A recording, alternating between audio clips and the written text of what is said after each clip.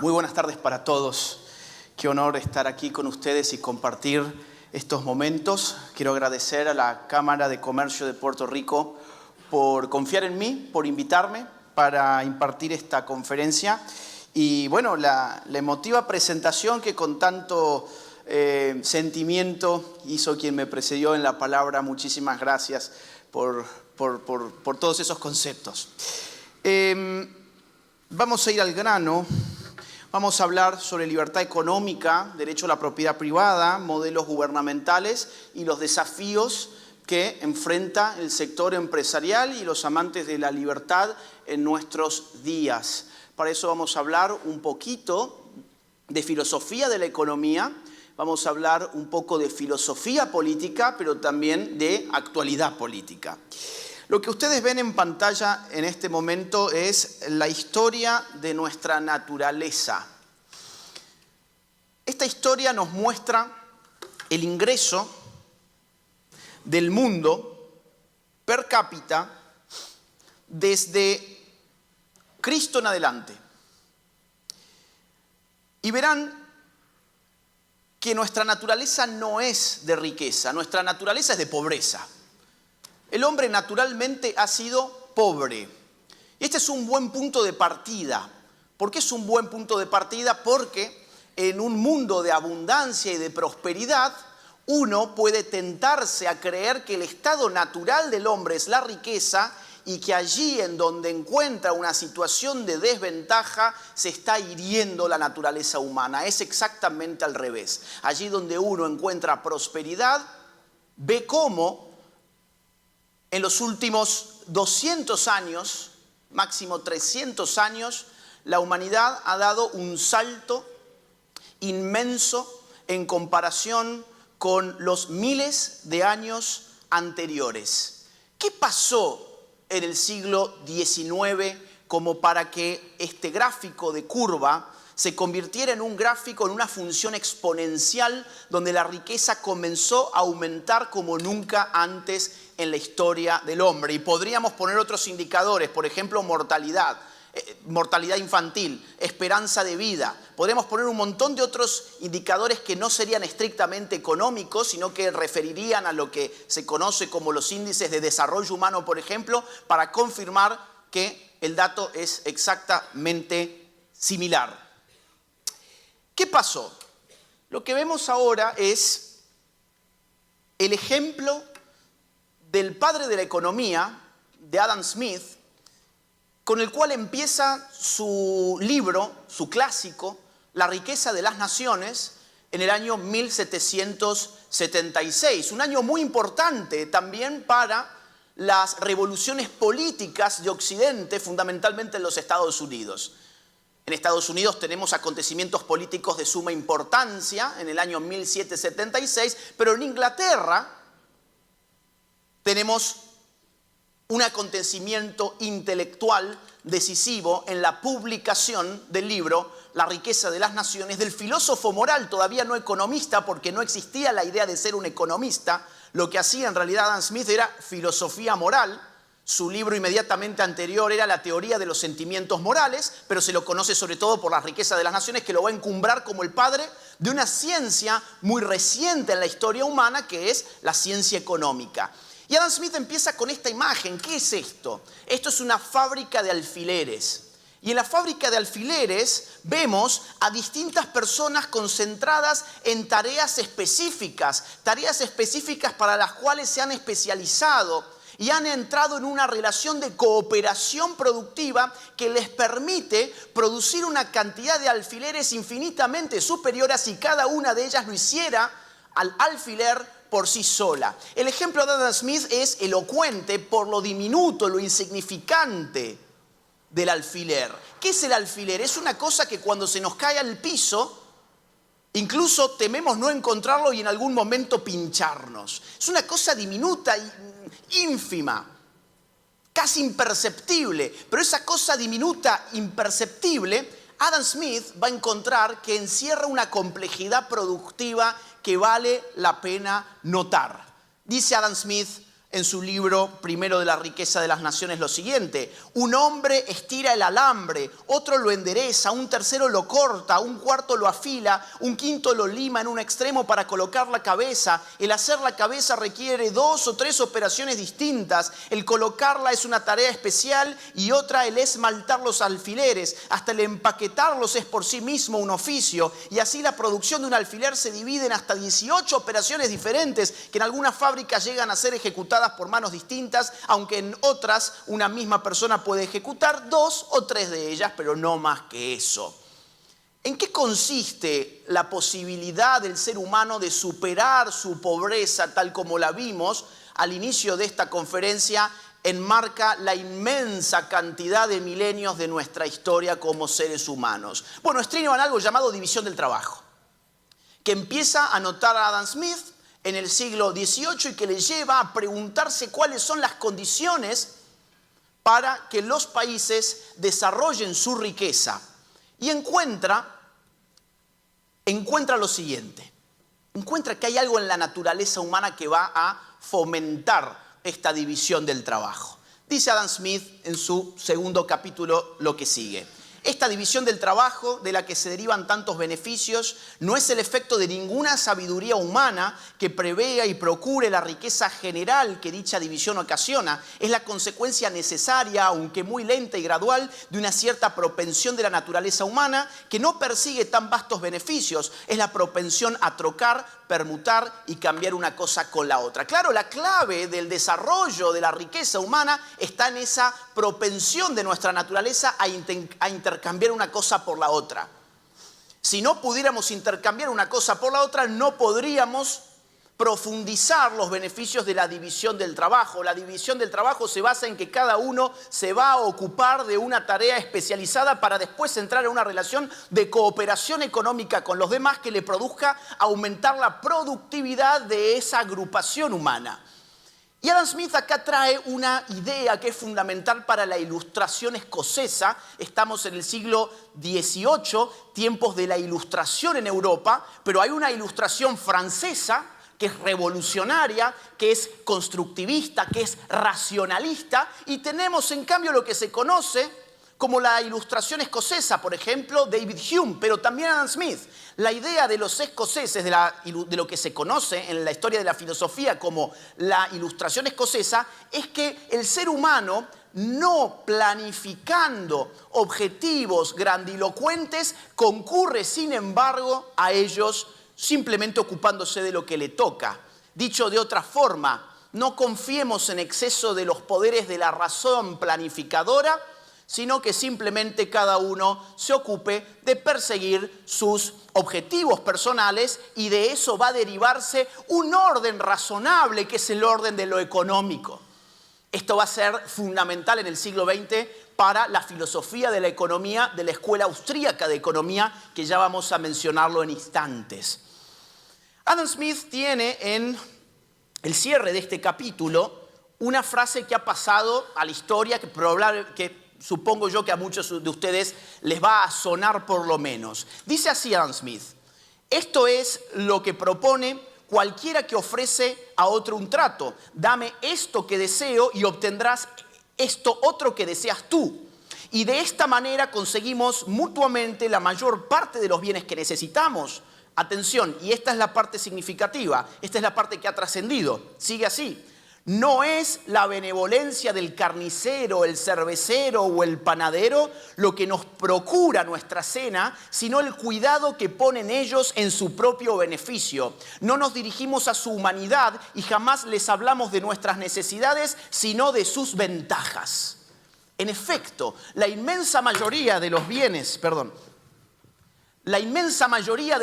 y servicios que hacen de nuestra vida una vida confortable no dependen de la caridad ajena. Dependen de que nosotros seamos capaces de llegar a una relación de intercambio económico en la cual podamos satisfacer las necesidades y los deseos de aquellos que a su vez se ofrecen a satisfacer nuestras necesidades y nuestros deseos. Y acá hay una idea que es simple, pero que siempre se suele perder de vista, y es la siguiente: nunca un intercambio económico libre se va va a consumar allí donde ambas partes no entiendan que fruto de ese intercambio ambas mejoran su situación económica personal.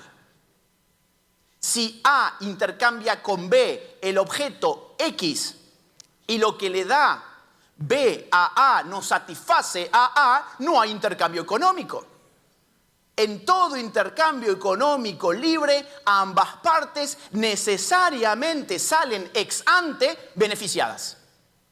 Ex ante es una aclaración importante, porque a posteriori uno después puede pensar, ay, hice mal de haber hecho este trato económico, pero en aquellas motivaciones que iniciaron la transacción estaba clarísimo que el intercambio económico a mí me beneficiaba. Voy a poner un ejemplo. Me quiero comprar el último iPhone y vieron que sale uno nuevo cada año y le cambian los colores y supuestamente mejora la cámara y esto y lo otro. Y a mí por lo menos me pasa que cuando me lo compro después digo, bueno, en realidad no sé si hice tan bien, capaz tengo que esperar 2 años para comprarme el próximo porque quizás que no son tan alevosas las incorporaciones tecnológicas que tiene el iPhone. Pero bueno, a la gente le gusta y hacen filas inmensas y se ponen allí, incluso acampan y están ahí esperando horas y horas para tener su nuevo iPhone.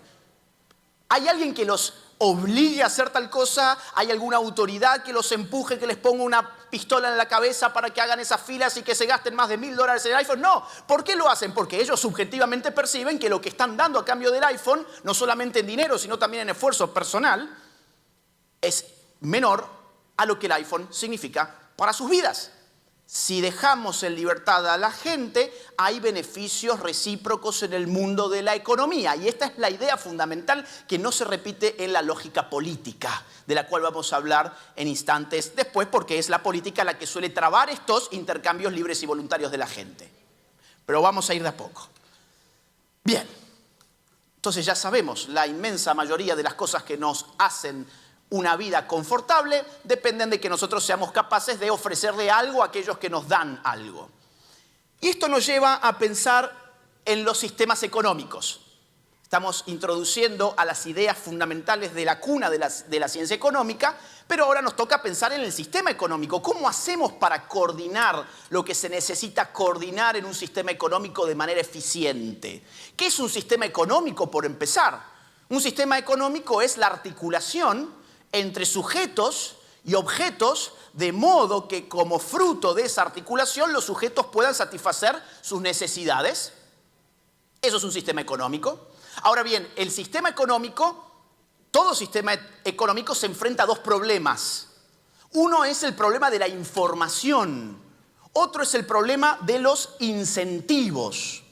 ¿Qué significa el problema de la información? El problema de la información es el siguiente: ¿cuánto tengo que producir de esto? ¿Qué tengo que producir? ¿Por qué tengo que producir esto y no esto otro? ¿En qué medida lo debo producir? ¿Cuántas unidades debo producir? ¿Y cómo lo debo producir? En resumen, ¿qué tengo que producir? ¿Cuánto tengo que producir? ¿Cuándo tengo que producir? ¿Y cómo tengo que producir? Es un problema fundamental para todo sistema económico y nosotros tendemos a pensar de que esa información está dada de antemano y no lo está. De hecho, responder a esas preguntas determina si nosotros tenemos éxito en el juego de la economía o no. El otro gran problema de un sistema económico es cómo incentivo a la gente para que haga lo que tiene que hacer con la información que ha recabado con el problema de la información. Es decir, yo puedo conocer qué hay que producir, cómo producirlo, cuánto y cuándo. Pero nada me garantiza de que la gente vaya a hacerlo. Y mucho más aún, el problema de los incentivos tiene, como ha explicado el profesor Jesús Huerta de Soto, un intelectual de la Escuela Austríaca de Economía español, muy reputado, ha explicado que el problema de los incentivos tiene además temporalidades distintas.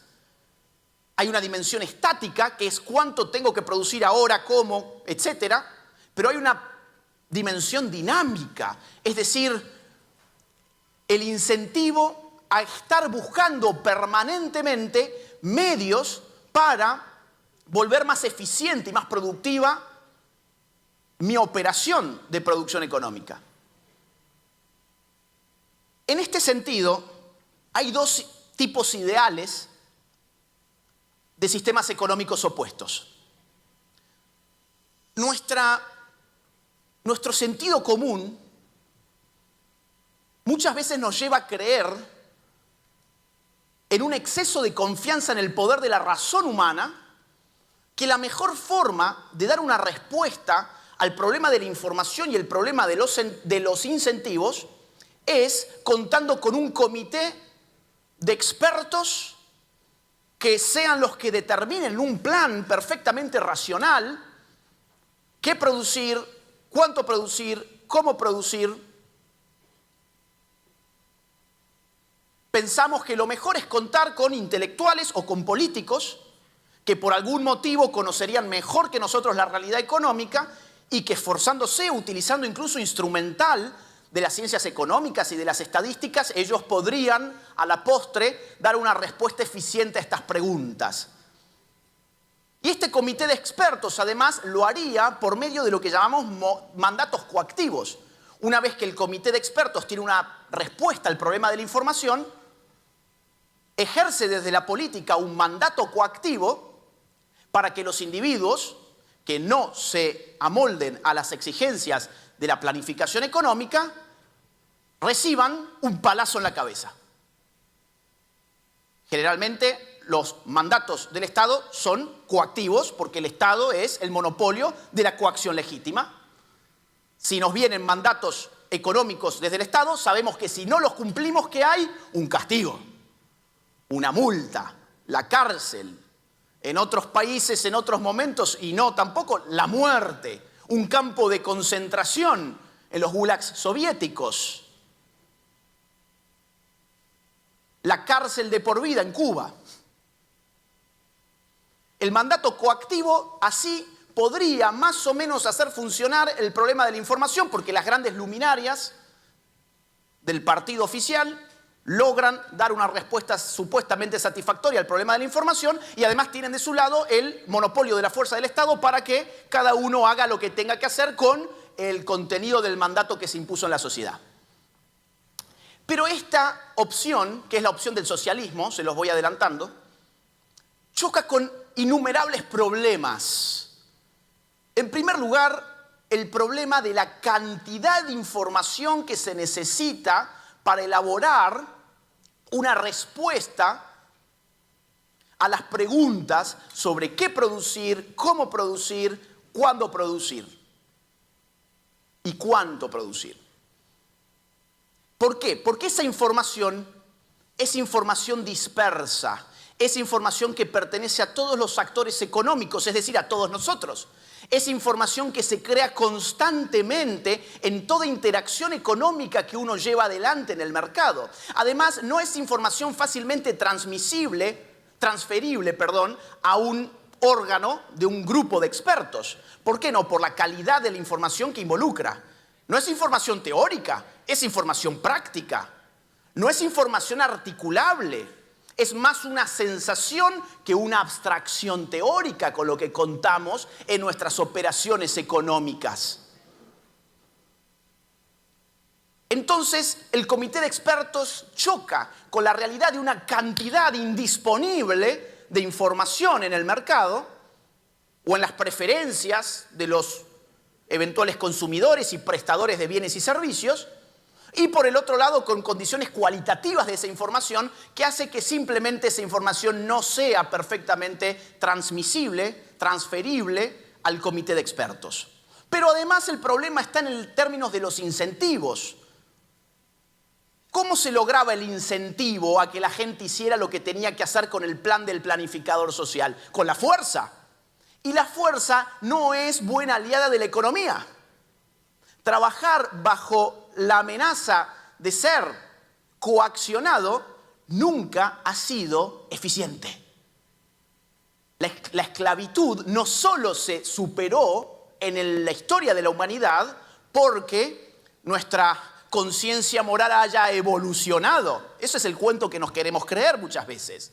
La esclavitud, sobre todo, se superó cuando se constató de que los mercados libres eran más eficientes o las relaciones contractuales libres, el trabajo libre, era mucho más eficiente que tener a un esclavo que la mayor parte de su tiempo está viendo cómo escaparse del amo. Es el problema que han tenido los comunistas en la Unión Soviética, es el problema que tiene hasta el día de hoy Cuba, es el problema de Venezuela. ¿Ustedes ven eficiencia ahí? En absoluto. ¿Por qué? Porque la coacción no es una buena aliada de la economía. No es un buen incentivo decirle a alguien que le vas a pegar un palazo en la cabeza si no hace esto en este momento. Es mucho mejor el incentivo que te puede ofrecer el otro sistema. Pero además, que ya voy a hablar del otro sistema, pero además acá hay otra cosa más. Y es que los incentivos en su sentido dinámico, es decir, ¿qué incentivo tengo yo a estar constantemente buscando nuevas formas de producir de manera más eficiente los bienes y los servicios en un contexto como el que acabo de describir de mandatos coactivos por parte de un comité central de expertos? Tampoco existe. Lo que hace ese comité de expertos, una vez descubierto una fórmula para la producción, descansa en ese descubrimiento y el tiempo pasa y no hay incentivos para que esa gente busque otras formas más eficientes de hacer lo que hay que hacer con la información de que se dispone. El otro sistema, muy distinto, que es el sistema de la libertad, el sistema de la cooperación libre, parte de la idea que ya hemos remontado hacia Adam Smith, de que en todo intercambio voluntario las dos partes se benefician. Y más aún, que en todo intercambio voluntario, allí donde hay libertad económica, empiezan a emerger como parte de un orden espontáneo señales.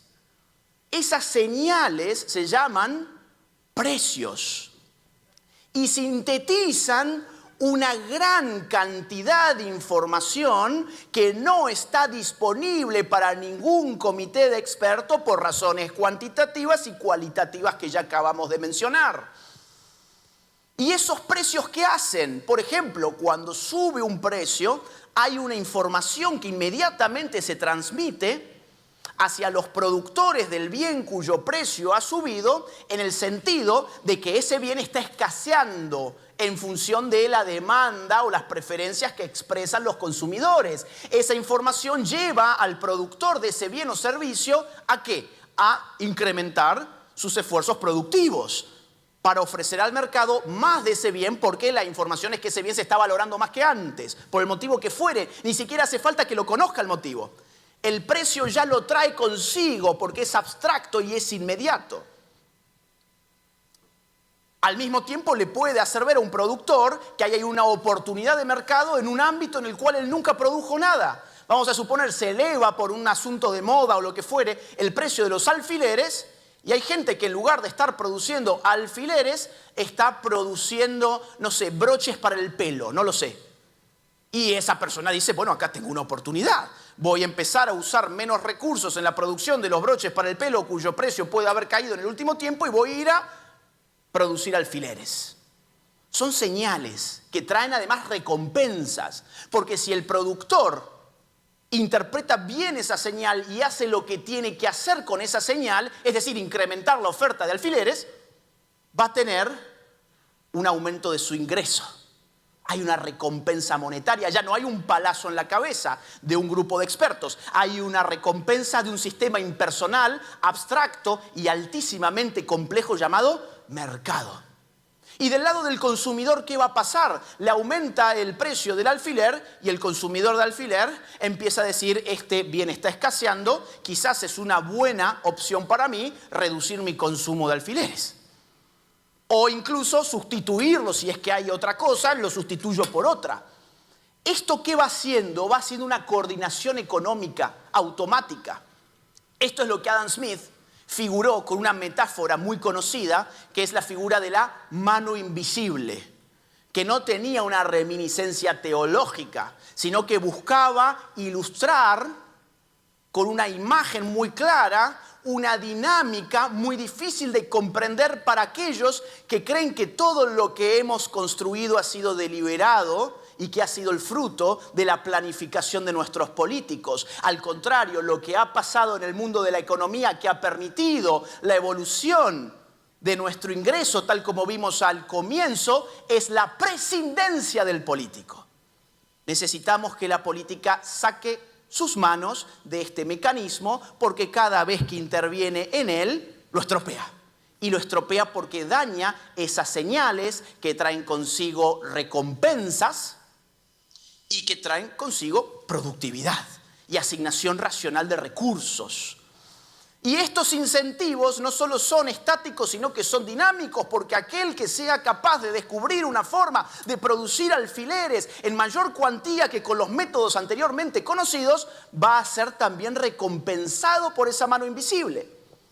Y entonces hay gente que se dedica a buscar nuevos métodos para la producción en mucha mayor medida de lo que lo haría un comité de expertos que no tienen incentivos para ello. Estos son los dos modelos típicos, ideales, con los cuales nosotros podemos dar una respuesta al problema de la información y al problema de los incentivos, que son estructuralmente determinantes en cualquier sistema económico. ¿Cómo vengo de tiempo? Porque no me lo han puesto aquí. Ustedes me dirán. Bien, bueno, muchas gracias. Miren, han habido economistas que han subrayado estas ideas de una forma mucho mejor que yo. Yo además les tengo que aclarar, yo me dedico a la filosofía política, no soy economista, pero he sido un lector durante 20 años de este tipo de filosofía de la economía. Uno de ellos ha sido Milton Friedman, Premio Nobel de Economía, un economista liberal, que en Libertad de Elegir describe así el sistema de precios. Dice, los precios cumplen 3 funciones a la hora de organizar la actividad económica. Primero, transmiten la información. Segundo, proporcionan un incentivo para adoptar aquellos métodos de producción que son menos costosos y por consiguiente utilizar los recursos disponibles para los propósitos más altamente valorados. Y tercero, determinan quién adquiere el producto gracias a la distribución de los ingresos. Es una síntesis de lo que he intentado aquí explicar, cuáles son las 3 funciones automáticas que llevan adelante los sistemas de precios libres.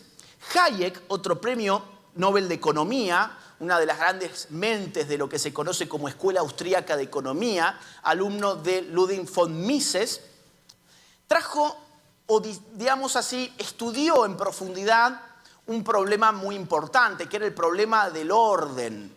Hayek dice, ¿pero esto es un orden o es un caos? ¿El mercado es un orden o es un caos? Tendemos a creer de que hay orden allí donde alguien ha ordenado. Pero en realidad el orden puede surgir espontáneamente allí donde cada uno persigue sus propios objetivos personales. Respetando ciertos derechos básicos de los demás, por supuesto, respetando el derecho a la propiedad, que es fundamental para que este orden económico surja, y contando con la posibilidad de que una autoridad política arbitre en los conflictos jurídicos entre los actores de este juego de libre mercado. Sobre todo que sea garante de que los contratos se puedan cumplir. Cuando esto ocurre, propiedad privada, gobierno reducido, autoridad que pueda vigilar el cumplimiento de los contratos, surge el orden espontáneo del mercado que se autorregula y que genera productividad. Hayek lo dice de esta forma. La gran ventaja de un orden que se autogenera se percibe no solo en el hecho de que ese orden deja a los individuos libres de perseguir sus propios fines, ya sean egoístas o altruistas, ya voy a explicar eso, sino también en el hecho de que permite utilizar experiencias surgidas de diversas y particulares circunstancias, fragmentadas y dispersas en el espacio y en el tiempo, que pueden existir únicamente como experiencias de los diferentes individuos y que en modo alguno pueden ser unificadas por una autoridad rectora cualquiera. Y es esta utilización de tantas experiencias particulares superior a la que sería posible bajo cualquier forma de dirección centralizada de la actividad económica la que permitirá una producción social global muy elevada. Otra vez, parte de lo que ya hemos explicado con un aditamento moral que no es menos importante. Hayek dice, cuidado que este orden no solamente genera productividad, sino que además se basa en la libertad, que es un valor ético que nosotros queremos alcanzar. No simplemente defendemos el libre comercio, el libre mercado, la libertad económica porque sea productiva. La defendemos porque es la posibilidad que tenemos de ser libres. Allí donde no hay libertad económica, tampoco hay libertades civiles ni libertades políticas. La Unión Soviética, por ejemplo, la China comunista, la Cuba comunista, la Venezuela chavista, no simplemente lo evidencia los datos empíricos. Esto, la propia lógica del dispositivo, te lleva a esta misma conclusión. Si uno no es dueño de su trabajo y de los frutos de su trabajo, significa que el Estado es dueño de tu trabajo y del fruto de tu trabajo. Y si es así, ¿cómo podés ser libre, por ejemplo, de expresarte?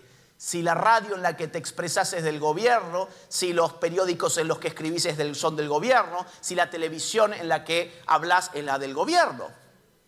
¿Cómo se supone que tengas libertad de movilidad si no te pertenece absolutamente nada y el gobierno el día de mañana te puede decir que todo lo que tenés se lo debes a él, como ha pasado en Cuba y ha sido la excusa para cerrar la posibilidad de que los cubanos huyan de su país, empujándolos a un exilio forzado a través de balsas artesanalmente construidas? ¿Cómo se supone que podemos tener libertades políticas si no tenemos propiedad y no tenemos libertad económica? La libertad económica y la propiedad privada son la condición necesaria de la libertad política y de las libertades civiles.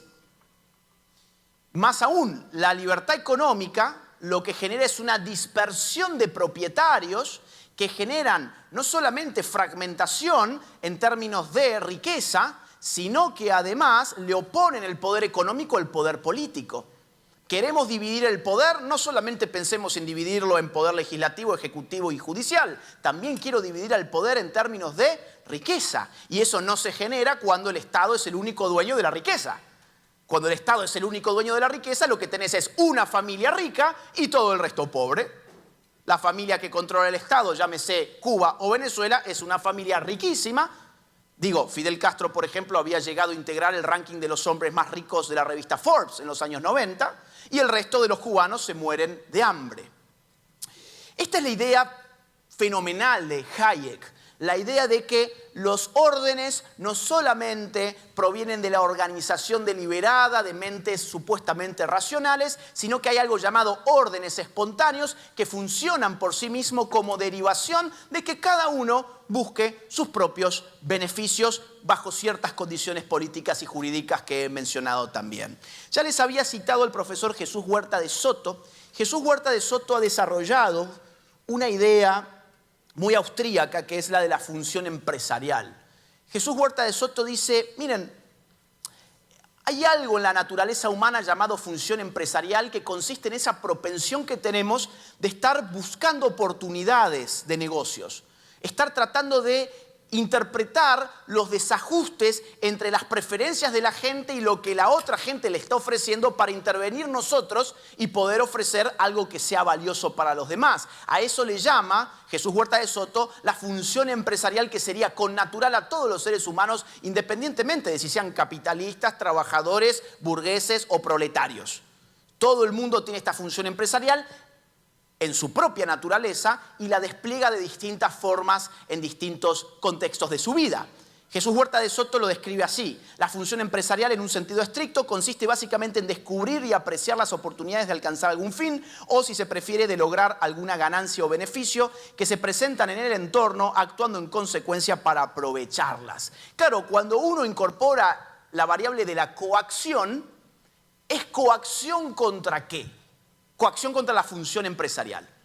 Y aquí hay, de nuevo, dos modelos posibles. O el modelo de la cooperación libre, donde le dejamos a la gente que su función empresarial se desarrolle, es decir, que busque constantemente oportunidades para servir al prójimo con buenos bienes y buenos servicios a buenos precios, o que esa gente sea limitada por impuestos excesivos, regulaciones excesivas, demasiadas formularios y burocracia para poder abrir tu propio emprendimiento, controles de precios por parte del Estado y un sinfín de cuestiones que lamentablemente, lo vamos a ver en instantes, en la isla de Puerto Rico existen más de lo que a uno le gustaría.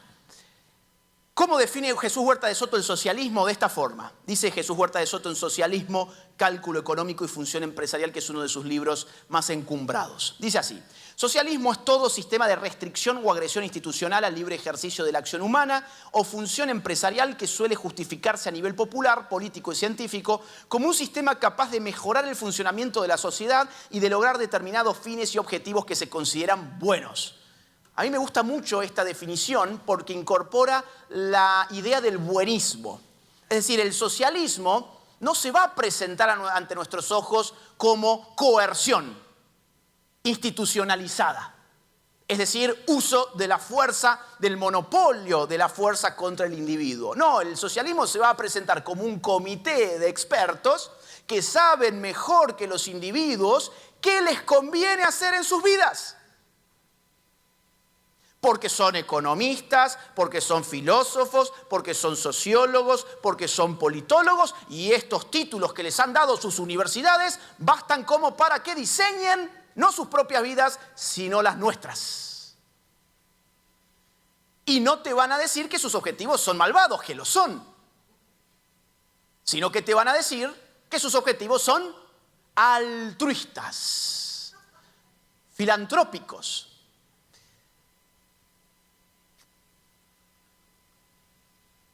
El socialismo, dice Jesús Huerta de Soto, es un error intelectual, porque no es teóricamente posible que el órgano encargado de ejercer la agresión institucional disponga de la información suficiente como para dar un contenido coordinador a sus mandatos. Es lo que hemos tratado de desarrollar a lo largo de esta conferencia. ¿Cuál es el tope? ¿Cuál es el bloqueo que se antepone entre la voluntad político-económica de los expertos y la realidad económica? Pues su limitación es clara, es la cantidad y la calidad de la información que se necesita para poder planificar una sociedad moderna como la nuestra, que cada día que pasa se complejiza aún más. Nuestro consumo se diversifica, nuestra tecnología se expande, nuestra población mundial crece. Miren, solamente una tribu pequeñita podría ser organizada como los socialistas planean. Y en ese sentido, Hayek tuvo una idea maravillosa en buscar las raíces del socialismo en nuestras conductas atávicas. Claro, nosotros somos el producto de evolución, no solamente biológica, sino social. Y traemos con nosotros un sentido atávico de la justicia por la distribución, que le hemos empezado a llamar justicia social hace algunas décadas.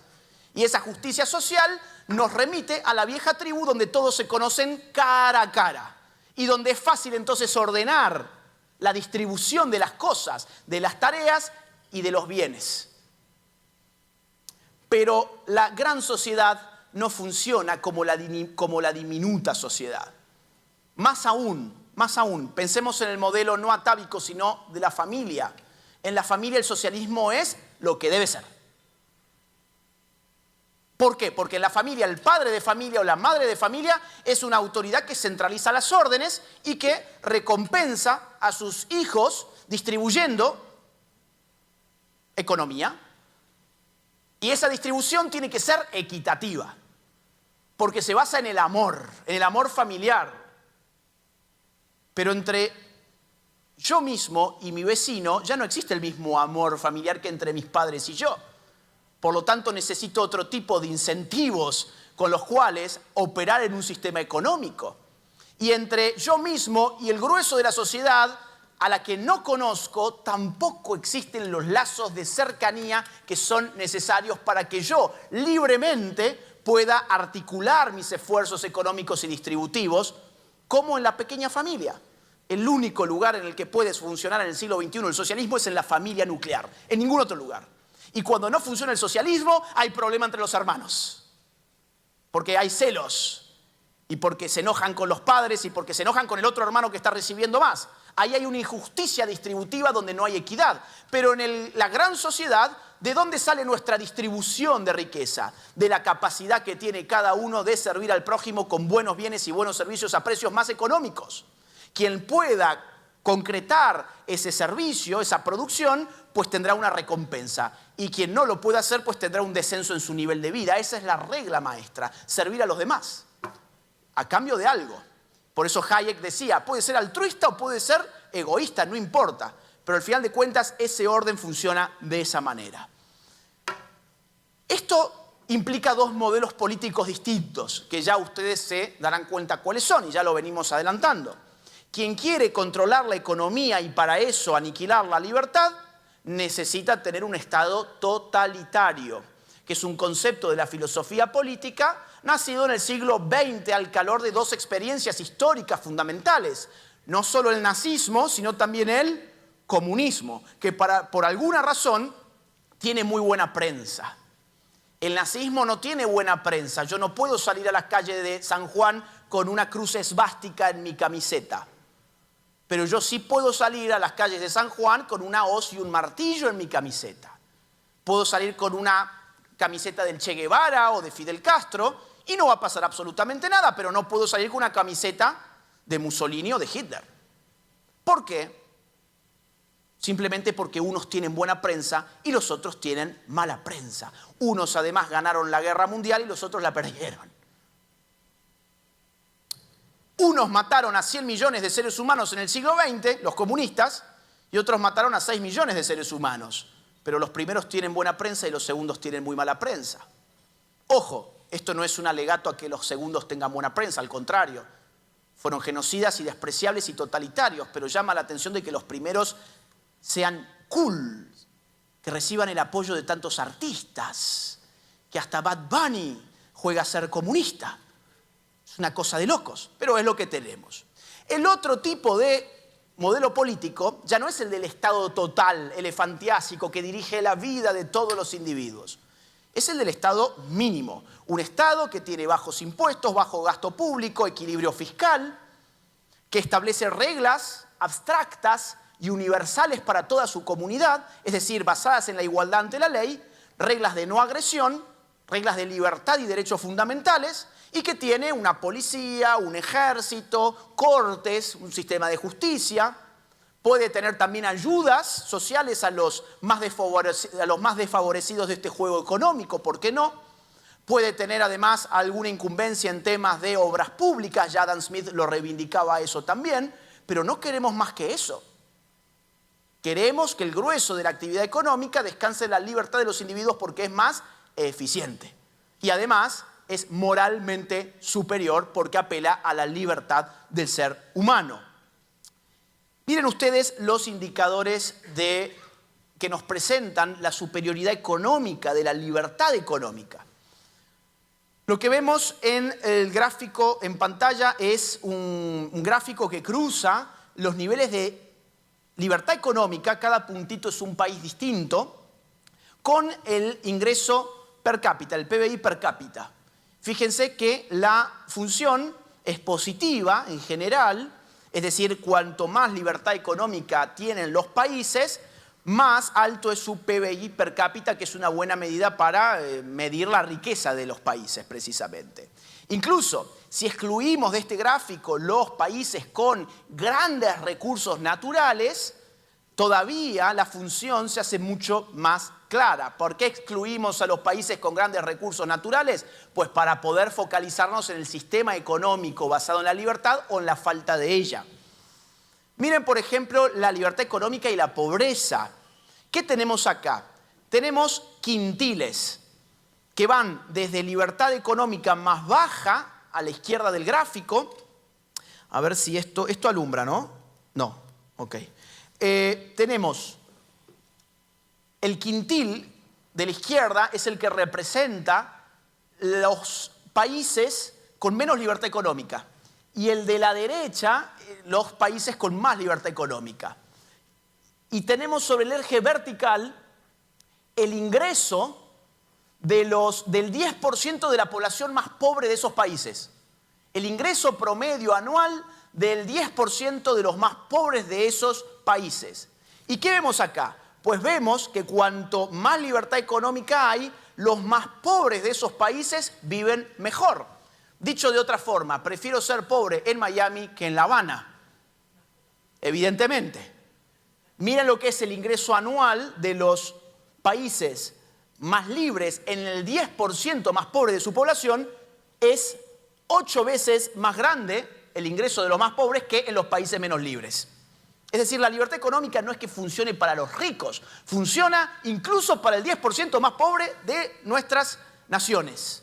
O por ejemplo, miren esto. Este es el tan citado y mencionado indicador de movilidad social, donde compara también libertad económica con el índice de movilidad social y vemos que cuanto más libertad económica hay, las sociedades también registran más movilidad social, entendiendo la movilidad social como la posibilidad de escalar económicamente en mi sociedad. ¿Quiero tener más probabilidades de dejar de ser pobre? Pues tengo que vivir en países con libertad económica. Esa sería la conclusión. ¿Quiero tener menos probabilidades de salir de mi pobreza? Pues lo mejor es que viva en sociedades económicamente reprimidas. Esto es la libertad económica y el desarrollo humano. Perdón, ahí se bajó, no sé bien por qué lo que dice humano. Lo que vemos acá es el indicador de las Naciones Unidas, la PNUD, sobre desarrollo humano que incluye temas de salud, de educación, acceso a la tecnología, etc. Y lo cruzamos también con libertad económica. Y vemos clarísimamente que cuanto más libertad económica hay en las naciones, más crece el indicador de desarrollo humano. Bueno, este es también sumamente citado, que es el índice de esperanza de vida, que nos muestra claramente que en los países, de nuevo tenemos los países agrupados en 5 quintiles de acuerdo a su libertad económica creciente. Vemos que cuanto más avanza el país en libertad económica, más probabilidad tiene la gente de llegar a vieja. Esa sería la conclusión. ¿Quiero vivir más años? Pues las posibilidades de vivir más años están en relación con las políticas económicas que imperan en mi nación. Cuanto más libertad económica se me da, mi nación goza de más longevidad. Bien, hay otras formas de mostrar la superioridad de los países con libertad económica de aquellos que tienen economías reprimidas. Y como en la ciencia social no se hacen experimentos, porque no se puede hacer experimentos con los seres humanos, habitualmente es muy difícil comparar grupos. Pero la historia nos ha dado un ejemplo fundamental a todos nosotros en el marco de la Guerra Fría en un país llamado Alemania. ¿Por qué nos dio un ejemplo fundamental? Porque la Alemania era el mismo país. Y ese mismo país, que en los años 50 se dividió en 2 países, compartían una historia, una cultura, un lenguaje, una forma de vida. Es decir, la comparación que nos permitió la Alemania occidental capitalista y la Alemania oriental comunista es una coincidencia histórica impresionante porque nos muestra en estado perfecto el impacto que tienen las políticas de libertad económica sobre las sociedades. Cuando se divide Alemania oriental de occidental, en el marco de la Guerra Fría, ya la Alemania occidental, hay que decirlo, tenía una productividad más alta. Bien, acá tenemos otra vez el PBI per cápita. Ya tenía una productividad más alta. Pero con el correr de los años, esa productividad, ese PBI per cápita, en lugar de, por ejemplo, la comunista superar a la capitalista, se fue ensanchando progresivamente al punto que en el momento de la reunificación, con la caída del muro de Berlín en 1989, acá tenemos los datos, el PBI per cápita oriental como porcentaje del occidental era 44%. Y en el momento en que se dividieron las Alemanias eran del 63%. Es decir, casi 20 puntos menos de PBI. ¿Y cuál fue el origen de esto? Bueno, una división política donde se pudieron experimentar en estado puro 2 sistemas económicos irreconciliables. En uno había libertad, en el otro había planificadores expertos de la economía. Incluso si lo vemos en términos de, por ejemplo, salarios de los trabajadores, porque podemos pensar, bueno, pero los obreros de los comunistas viven mucho mejor. No, en realidad no. Acá tenemos, por ejemplo, si lo vemos en términos de salario bruto, en 1988, un año antes de la caída del muro de Berlín, los orientales recibían apenas un 34,2% del salario de lo que los trabajadores en Alemania Occidental recibían. 34%. Y si lo vemos como en términos de empleados y trabajadores administrativos, no obreros, sino, oficinistas, por ejemplo, era el 27,1%. Y esto empezó a converger ya en 1990, cuando las 2 Alemanias se han unificado. Es decir, el comunismo le daba bienestar a los obreros de la Alemania oriental en absoluto, ni a los obreros ni a ningún otro tipo de trabajador. Incluso esto ni siquiera hay que verlo demasiado en términos económicos, sino con algo que Milton Friedman describía como votar con los pies. La gente puede votar de dos formas. Votamos con la mano cuando nos llaman a elecciones y vamos y hacemos nuestros análisis políticos y ponemos la papelita dentro de la urna electoral, o podemos votar con los pies cuando el gobierno se convierte en un verdadero desastre y nos damos cuenta de que haber votado a la izquierda era un enorme error.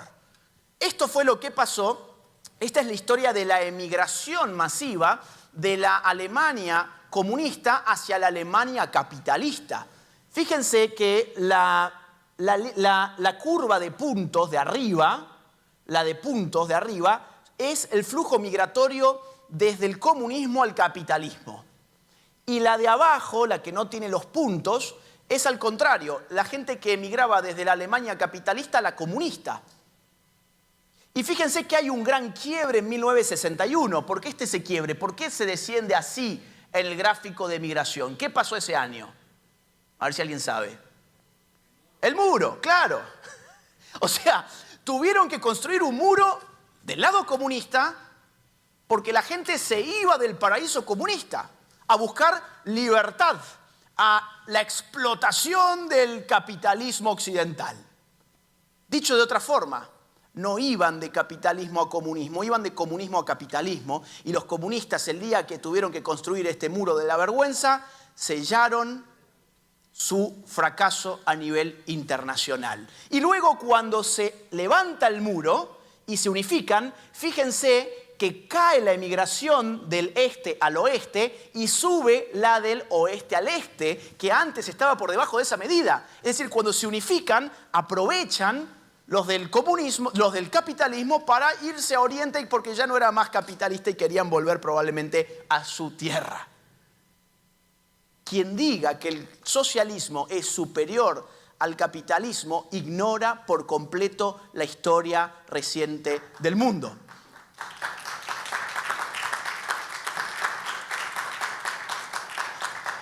Podemos hacer otras comparaciones interesantes.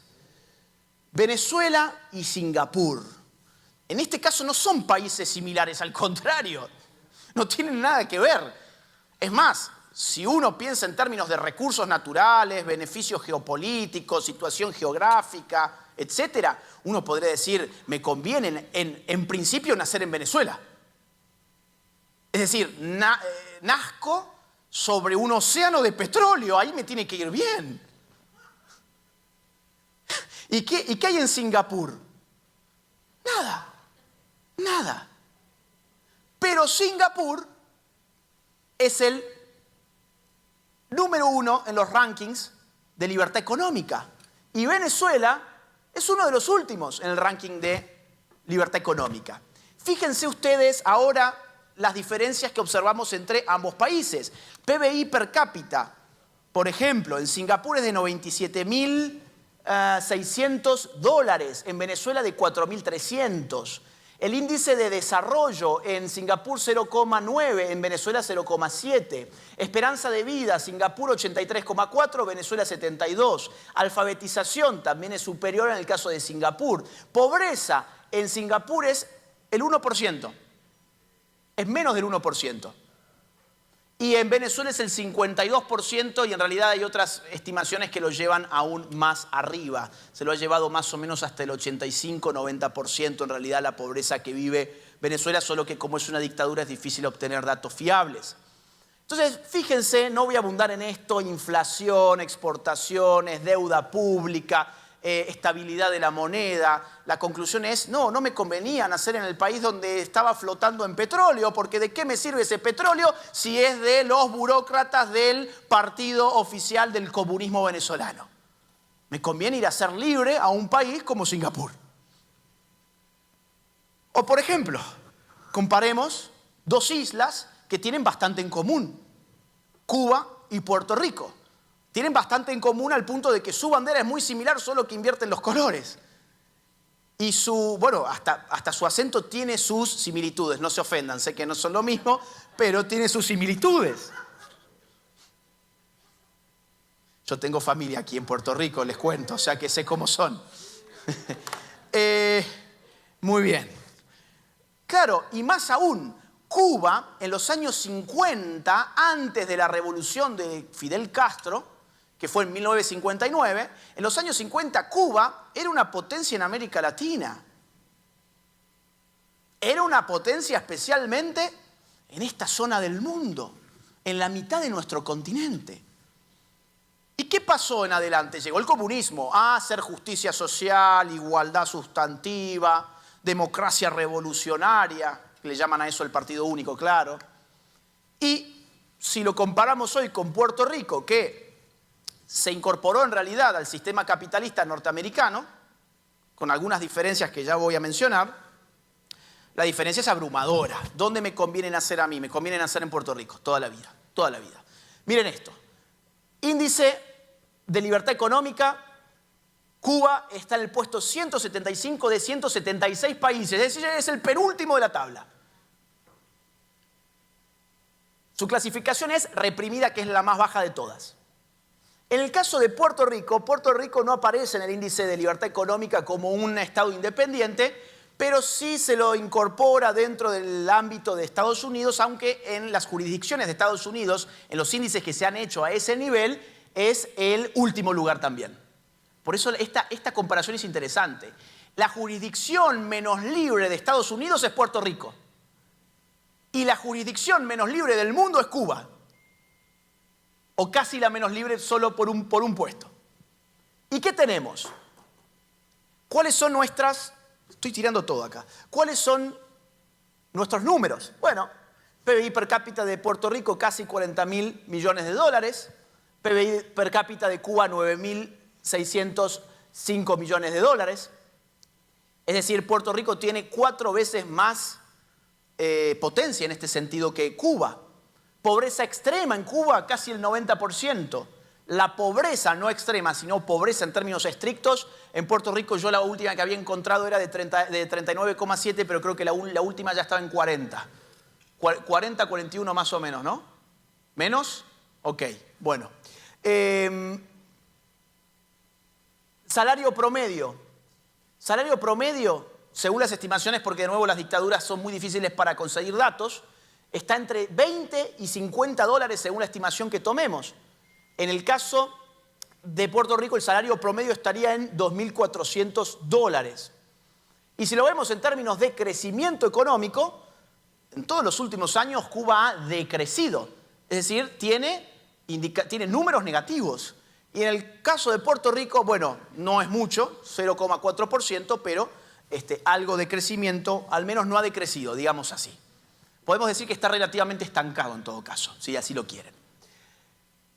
Ahora, comparemos a Puerto Rico con un país que también está entre los más bajos de libertad económica del ranking de las jurisdicciones de Estados Unidos. Nuevo México, que además es uno de los países, de los estados más pobres de Estados Unidos. La pobreza de Estados Unidos hoy está alrededor del 11%. Pero en el caso de Nuevo México está en el 18%, 18,2%. Aún así es la mitad de lo que tenemos en Puerto Rico. Pero si ustedes miran, no solamente hay una diferencia en términos del puesto, en términos de libertad económica, sino de la puntuación. Mientras Puerto Rico, estando en el puesto 51, siendo el menos libre económicamente de todo Estados Unidos, tiene un puntaje de 2,13, Nuevo México, estando solo 4 puestos más arriba, tiene más del doble de puntaje. Tiene 4,81. Esto es súper interesante porque cuando se incorpora esta medición de las jurisdicciones de Estados Unidos a la misma medición incorporando a Canadá y México, uno va a ver que la medición de Puerto Rico se asemeja mucho más a los estados mexicanos que a los estados norteamericanos. Y quizás esto sea parte de la explicación de por qué hay un relativo estancamiento económico. Quizás esta sea una explicación de por qué, a contrapelo de las promesas de que Puerto Rico iba a ir cada vez acercándose más al nivel económico de vida de los estados de Estados Unidos, en realidad cada vez la brecha se fue pronunciando más entre Puerto Rico y Cuba, pero también la hay entre Puerto Rico y el resto de los estados norteamericanos. ¿Y cuál es la variable que estoy poniendo en juego? Libertad económica. Libertad económica, que está muy por debajo de la de Puerto Rico, de incluso uno de los estados más bajos de los Estados Unidos como es Nuevo México. Si lo vemos en términos de ingresos per cápita, Puerto Rico 14.000 millones y el caso de Nuevo México el doble, 29.642 millones. Bien, ¿cuánto tiempo tengo? Nada, ¿no? Sí, con eso cierro. Ya cierro. Desafíos políticos. Es que esta es la última parte y pido disculpas. Miren, esto es una conferencia, yo las hago a las conferencias a medida, entonces nunca sé cuánto van a demorar porque lo hago ojo. Vamos a ver. Desafíos. ¿Cuáles son los desafíos que tiene la libertad económica? Cuando se cayó el muro de Berlín, que es la imagen que estamos viendo a la izquierda, Occidente creyó que el comunismo había sido derrotado, que era parte de un museo de historia y que esa gente nunca más iba a volver a poder ganar una elección, jamás. Porque habíamos sido testigos presenciales de cómo convenía vivir en la Alemania occidental y no en la Alemania oriental, y porque habíamos visto cómo la planificación económica de los soviéticos era un verdadero desastre por los motivos teóricos que hemos explicado a lo largo de esta conferencia. Entonces Occidente creyó, con Francis Fukuyama a la cabeza, de que la historia había concluido por fin en el triunfo del capitalismo liberal.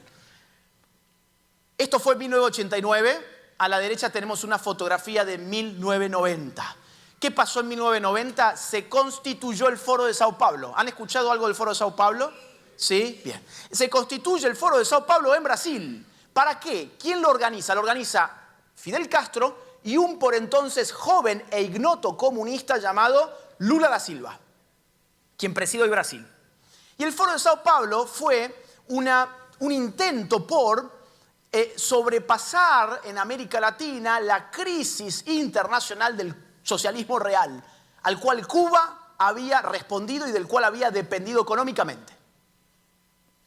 Fidel Castro, que era una persona muy inteligente al servicio del mal, pero muy inteligente al fin, se dio cuenta que necesitaba tener una política regional. Y para tener una política regional hacía falta una organización regional, llamada Foro de Sao Paulo, que fuera capaz de articular una estrategia común entre los partidos de izquierdas, movimientos sociales, grupos indigenistas, grupos feministas, grupos ambientalistas, grupos de derechos humanos, que en realidad son los grupos que exigen por los derechos humanos de los terroristas, los delincuentes y los asesinos. Y Cuba se puso al frente de eso y organizaron eso. Y tuvo enorme éxito. Hugo Chávez sale de este proyecto. Nicolás Maduro, el sucesor, es quien se queda a cargo de este proyecto. Evo Morales en Bolivia, Rafael Correa en Ecuador, Daniel Ortega en Nicaragua, el matrimonio Kirchner en Argentina, los socialistas de Uruguay, Tabaré Vázquez y Pepe Mujica, Fernando Lugo en Paraguay. Miren la cantidad de presidentes que va dando el socialismo del siglo XXI, que empieza a operar con ese nombre. Nosotros que pensábamos que con la caída del muro de Berlín el socialismo se había quedado como una fallida y genocida experiencia del siglo XX, ahora nos dábamos con que en nuestra propia región surgía algo llamado socialismo del siglo XXI, que empezaba a tener éxito político a lo largo y ancho de América Latina. Y en Puerto Rico, no voy a decir el nombre del partido, pero ustedes ya sabrán, hay un partido que está inscrito dentro del Foro de Sao Paulo, que empieza con V y termina con Ciudadana, y que recibe el apoyo de artistas muy importantes de esta isla, que no viven ni en Cuba, ni en Venezuela, ni en Nicaragua, sino que viven en Miami y que tienen grandes mansiones. Y que por algún motivo quieren el socialismo para su pueblo. Ya voy a ir a ese punto. El otro gran desafío se llama globalismo. ¿Qué es el globalismo? En una palabra, es la acumulación de poder político por parte de ya no los estados nacionales, sino organizaciones supraestatales, supranacionales, que empiezan a autolegitimarse para dar órdenes políticas a un conjunto cada vez más vasto de naciones. Antes podíamos sacarnos de encima las regulaciones, pedir bajas de impuestos, pedir libertad económica cambiando el gobierno de nuestra nación. Pero ¿qué pasa cuando el gobierno de nuestra nación en realidad está respondiendo e implementando planificaciones políticas que le vienen de organismos no nacionales sino internacionales, donde nosotros no votamos, no elegimos, no somos representados? Me estoy refiriendo específicamente a Naciones Unidas. Ustedes me dirán, ¿pero qué tiene que ver Naciones Unidas? Muchísimo.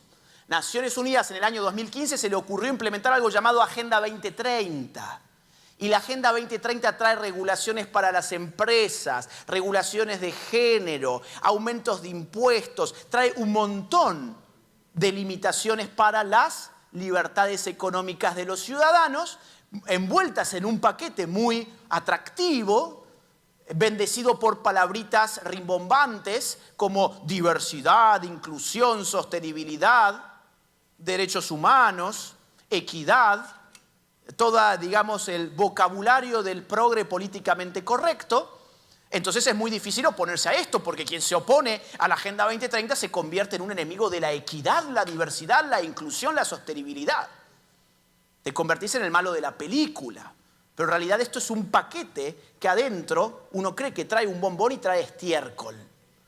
Porque trae más burocracia nacional e internacional, más creación de organismos, dependencias, burocracia. Miren, yo casi me caigo de la silla cuando leía la cantidad de empleados públicos, por ejemplo, que hay en Puerto Rico.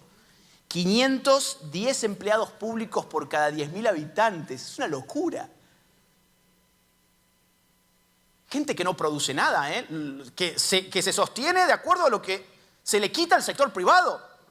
Y es una pena porque esa gente que parasita del Estado podría estar en el sector privado incrementando el PBI per cápita de la isla.